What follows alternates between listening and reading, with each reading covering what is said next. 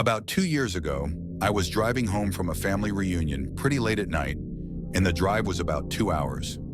I didn't stay the night because I had to be back for work the following day. Most of the drive was on roads with dense bushes and trees on either side, the real creepy ones you see a lot in movies. Anyway, I had been driving about 45 minutes, and I was starting to get really tired.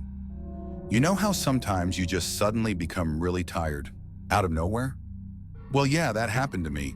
I knew I wasn't going to last, but I didn't come across any place that I felt I could park and safely sleep. Anyway, after it became clear to me that I wasn't going to find a place to pull up and my tiredness wasn't going away, I did something very questionable. I pulled over to the side of the road onto the grass, behind some bushes, to try and hide my car from anybody else who was going to come past. The roads weren't empty. I came across another car every few minutes or so. I made a mental note that the time was 11:22 and then fell asleep. Sometime later, I was awoken by a scratching sound. I looked at the clock, 11:50. The sound stopped after a few seconds, and because I was still extremely tired, I didn't bother looking around and simply went back to sleep. I was later awoken by the same sound, and it was now 12:40. This time it really freaked me out because the sound didn't stop. The thought ran across my mind that it was just an animal inspecting the car. But why would it return almost an hour after it had left the previous time? I looked in my rearview mirror and just managed to catch a glimpse of something running away into the forest.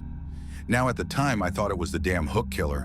You know, the one that scratched that couple's car and then slaughtered the guy when he got out to investigate?